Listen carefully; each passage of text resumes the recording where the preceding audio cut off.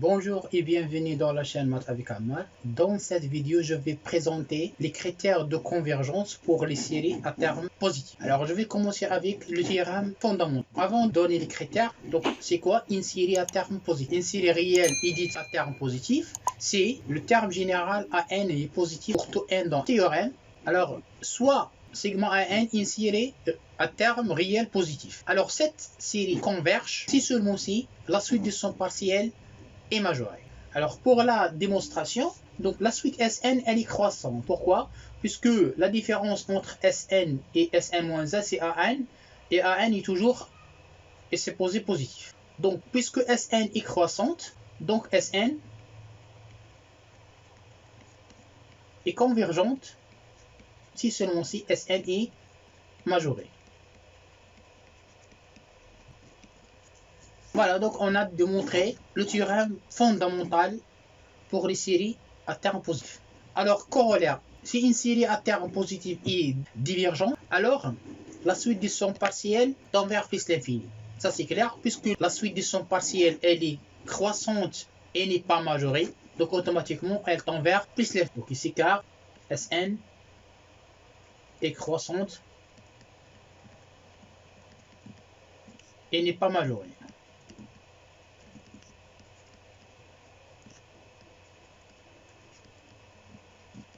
Remarque, le théorème précédent reste valable si la suite AN est à terme positif à partir d'un certain rang. Donc, la suite elle est positive à partir des premiers termes n'est pas nécessairement, puisque pour étudier la nature d'une série, on ne s'intéresse pas au premier terme. Donc, si le terme général est positif à partir d'un certain rang, le théorème précédent reste valable. Deuxième remarque, si vous avez sigma AN une série à terme positif convergente, alors la somme de la série est positive, car AN est positif, donc ça implique que Sn qui est égal à sigma k allant de 0 jusqu'à n à k est positif. Donc par passage à la limite, donc la limite quand n tend vers plus l'infini de Sn est positif. Donc ça implique que la somme n allant de 0 jusqu'à plus l'infini, puisqu'on suppose que la série converge, à n est positif. Critère de convergence. Donc, je vais commencer dans ce théorème avec le critère de comparaison. Alors, de série sigma n et sigma vn à terme positif. Alors, si la série sigma vn convergente, alors ça implique que sigma un convergente et la somme de la série sigma un est inférieure à la somme de la série sigma vn et les deux nombres sont positifs. Et b c'est la contraposée de a. Si sigma et n divergent, automatiquement sigma vn diverge. Alors pour la preuve, donc on a la suite Sn à partir de 1, 0, puisque cette inégalité elle est vraie à partir de 1, 0. Alors Sn, c'est sigma k allant de 1, 0 jusqu'à n de ik. Cette suite elle est croissante. On a déjà démontré ça, puisque le terme général est positif. Et elle est majorée par la somme de la série Vn, car Sn qui est égal sigma k allant de 1, 0 jusqu'à n uk, et ça, uk est inférieur à vk, donc ça est inférieur à sigma k allant de 1, 0 jusqu'à n vk. Puisque la série est convergente, donc, et la série à terme positif, donc la suite de son partiel, elle est majorée par la somme de la série. Donc Sn, elle est croissante et majorée par la somme de la série Vn. Donc d'après le théorème fondamental,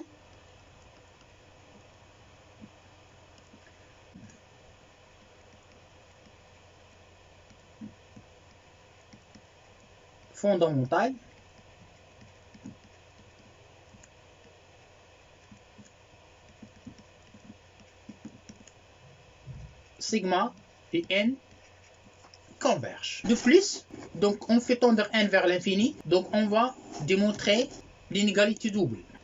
De plus, on a Sn est déjà positif, puisque le terme général est positif, est inférieur ou égal à sigma k allant de 1, 0 jusqu'à plus l'infini de vk. Donc on fait tendre n vers l'infini. Donc la limite quand n tend vers plus l'infini de Sn est inférieure et égale. Ça c'est une constante puisque la série converge.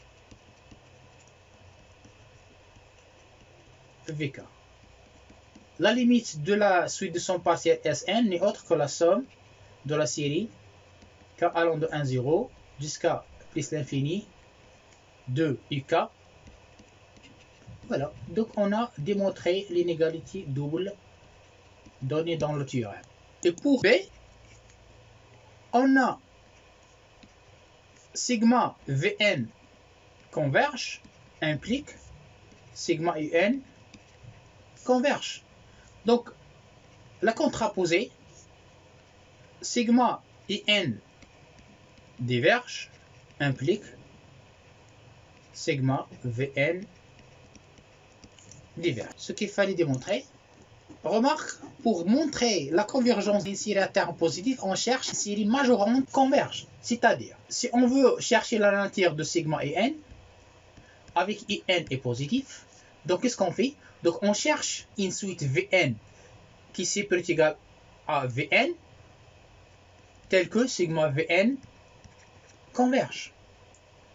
Et on applique le théorème de comparaison. Si on veut démontrer la divergence d'une série à terme positif, donc pour appliquer le théorème de comparaison, donc on doit chercher une série minérante qui diverge. Alors ici, on cherche une suite Wn est inférieur à In, avec bien sûr le tout est positif, tel que sigma Wn diverge. Et d'après le théorème de comparaison, sigma Wn diverge, donc ça implique que sigma Un diverge. Ça c'est une remarque très importante, on va l'appliquer après. Alors théorème de comparaison asymptotique.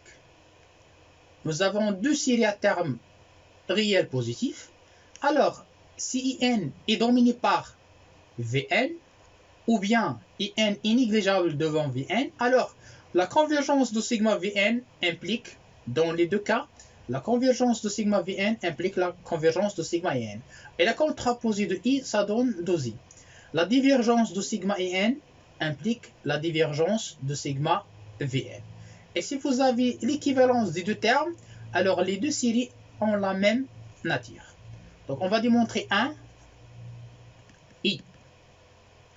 Pour le premier cas, si Un est dominé par Vn, alors ça implique qu'il existe une constante M positive, telle que Un, bien sûr est positif, est inférieur ou égal à M fois une constante Vn, ce qui implique que, or, la série de termes générales sigma Vn converge. Donc la série sigma M fois Vn converge. Donc, d'après le théorème de comparaison, la série sigma n converge. Sigma Vn converge implique sigma M c'est une constante fois Vn aussi converge, et ça implique sigma n converge d'après le théorème de comparaison.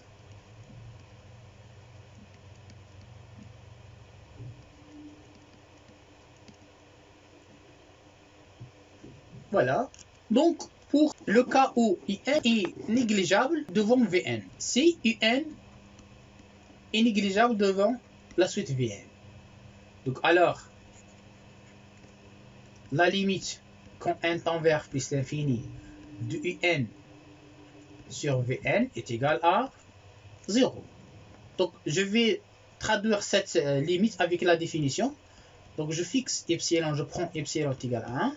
Donc, il existe un 1, 0 dans n, tel que pour tout n supérieur ou égal à 1, 0, on a Un sur Vn moins 0, c'est la limite.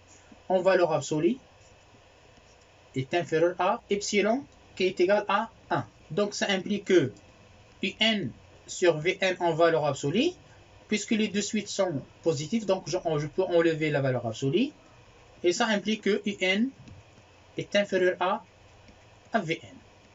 C'est-à-dire que UN et les deux sont positifs, bien sûr. Positif, positif.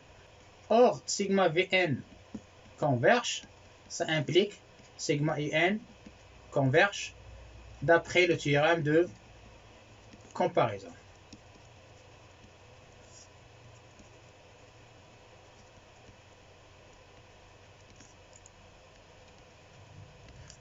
Remarque, ici on peut dire que IN est dominé par Vn et on a démontré lorsque IN est dominé par Vn, donc la convergence de sigma Vn implique la convergence de sigma. Donc on a démontré I. 2I, c'est la contraposée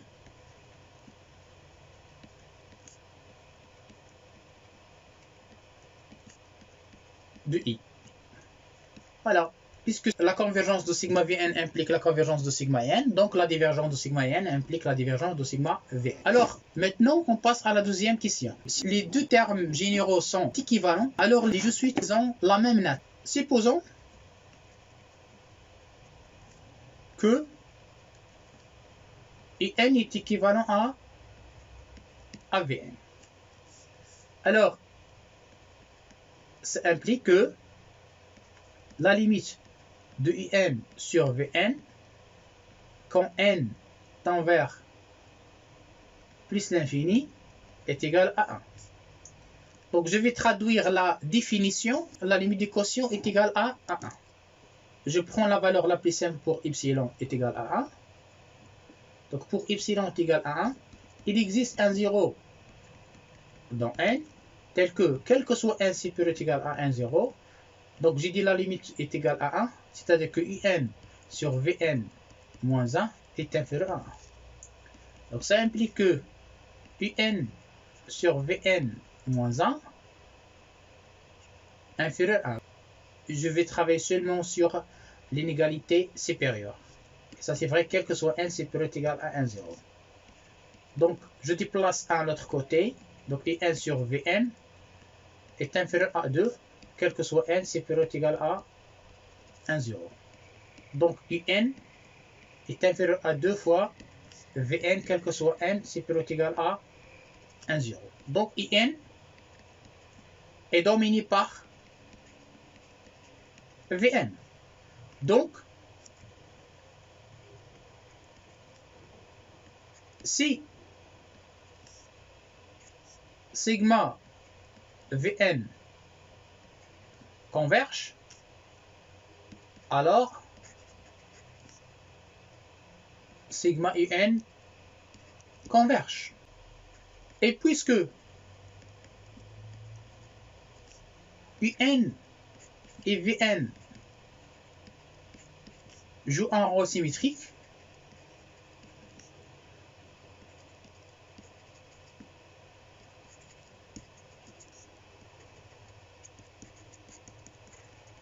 puisque la limite de UN sur Vn est égale à 1, et de même la limite de Vn sur UN est égale à 1. Donc on peut permuter la place de UN et Vn. Donc au lieu de retrouver UN est dominé par Vn, alors on aura Vn est dominé par UN. Donc, si sigma Vn diverge, puisque Vn est dominé par In, donc la convergence de sigma Un implique la convergence de sigma Vn. Et la divergence de sigma Vn implique la divergence de sigma Vn.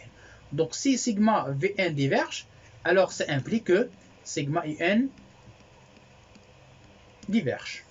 Donc les deux séries, ils ont la même nature. La convergence de sigma Vn implique la convergence de sigma n, et la divergence de sigma Vn implique la divergence de sigma n. Donc finalement, sigma In et sigma Vn ont la même nature.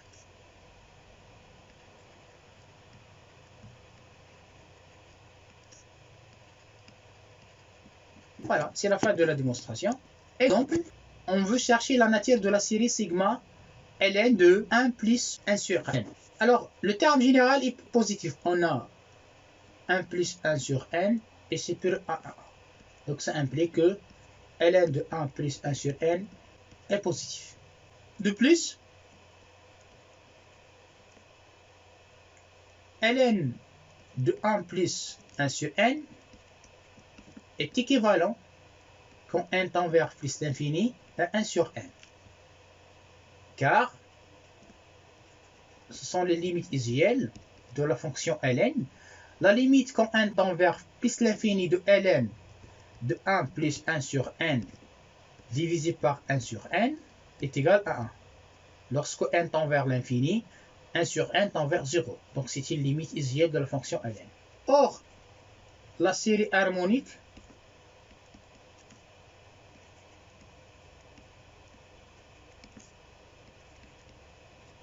sigma 1 sur n diverge. Et les deux termes généraux sont équivalents. Donc ça implique que sigma ln de 1 plus 1 sur n diverge aussi. Pour l'exemple 2, on veut chercher la nature de la série sigma 1 sur n au carré. Déjà, on a 1 sur n au carré est équivalent à 1 sur n facteur n plus 1. Bien sûr, quand n tend vers plus l'infini. Et ainsi que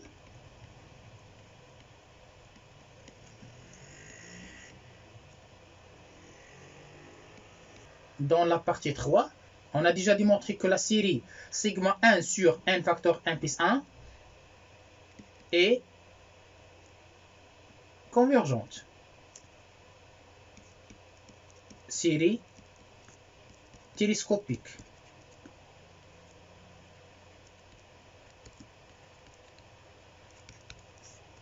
Donc, ça implique que sigma 1 sur n au carré converge. On va démontrer après que cette série, c'est une série de Riemann qui converge. Pour l'exemple 3, aussi cette série, c'est une série de Riemann, mais on va voir ça après. Alors, on sait que n à la puissance 3 est supérieur égal à n au carré. Quel que soit, n supérieur égal à 1. Donc, je passe à l'inverse. 1 sur n au carré. Et ça, c'est toujours positif. Or, sigma 1 sur n au carré converge. Donc, d'après le critère de comparaison, sigma 1 sur n à la puissance 3 converge. D'après le critère de comparaison.